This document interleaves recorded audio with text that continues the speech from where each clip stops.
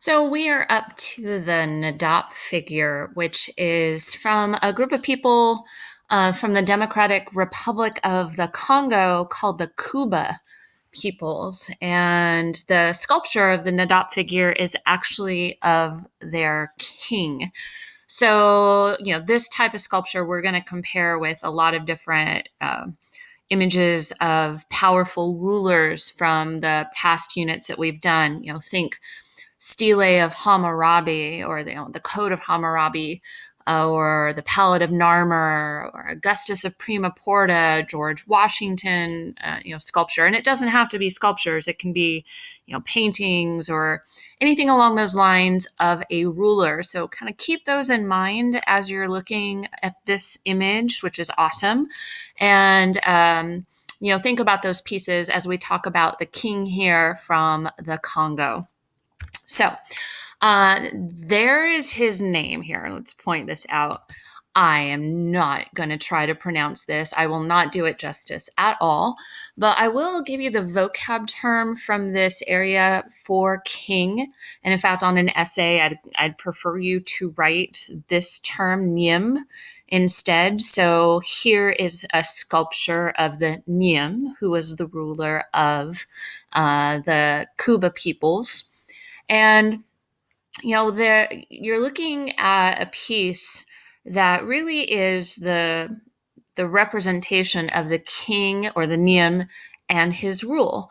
There wasn't a written tradition of documenting through writing about the king and his accomplishments or what he did in his life.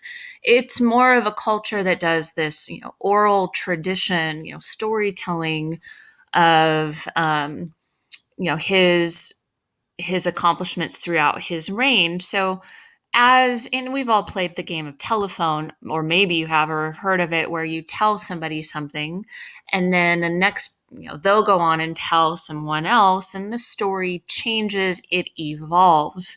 So a visual representation of the ruler was very important to really kind of solidify his reign and project the image that the Niem wanted to project. So he is the patron of this piece.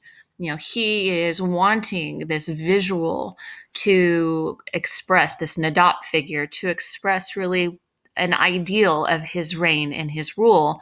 And so that's what we'll be talking about when we're looking at the specifics of the sculpture.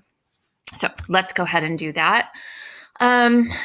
So first of all, Ndop figures are not an exact likeness. This is not here. This is not what this particular Niem or king look like.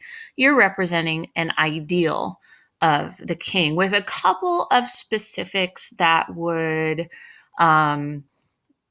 identify him as him, like some geometric motifs, some symbols, and those are called eyeballs here. Those particulars that were selected by the ruler to identify him as that particular Niem. So, you have a drum with a severed hand right here. That is particular to this king. You can see geometric patterns carved onto the sculpture at the base, the top of the head. Those are definitely specific to that particular Niem figure and would identify him as him throughout the generations. So that would be something important and unique to each Ndop figure that you might see.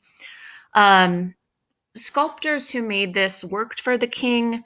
They were highly trained. In fact, artists in the Kuba tribe or people, they're great sculptors, excellent wood carvers. They learn by apprenticing, kind of like the artist in the Renaissance era did. You'd live with a master artist or you'd be taught by him and kind of mimic his style and then develop your own style. So these artists worked for the king, and then would be tasked with making this ideal representation. And what's typical, What's typical of these sculptures is that they have a 1 to 3 ratio. And when I say ratio like that, you should automatically think of, I'm going to wait for it, so you can think of it in your head, that 7-to-1 ratio with Doryphorus's, piece, the Doryphorus piece by Polykleitos in the Greek era. You can even think about, in little ways, Panofsky's canon in the Egyptian period. But this is a 1 to 3 ratio. So the 1/3 of the total statue's height is going to be the head. The head is really the emphasis here. And for the Ndop, the head is the seat of the intelligence. And when I say that, and I know it's not going to be tested on, but you think of the Basquiat pieces, the horn players, and his focus on the skulls.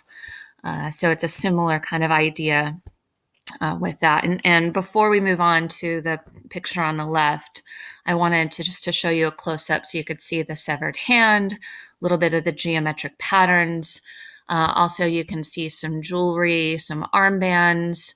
I don't know if you can see it here. There's a knife at his side. So there's some other symbols on the sculpture itself as well. Armbands, belts, the really interesting protective headdress and ceremonial headdress I'm sure that he's wearing here. So it's just a fascinating sculpture, actually, and one that is, again, remember, not an exact likeness. It's representing the ideal of the ruler with this. So the picture on the left, and you have it at the opening of the slides as well, is more of the contextual image where you see the real Niem and some of the symbols that he's holding, a headdress. You've got a drum next to him. So you've got a lot of those power symbols that the Niem would hold and have associated with him in order to express his power. And that's what College Board is doing a lot with the African art unit. They show you the ruler or the individual in the artistic form, in this case, a wooden sculpture.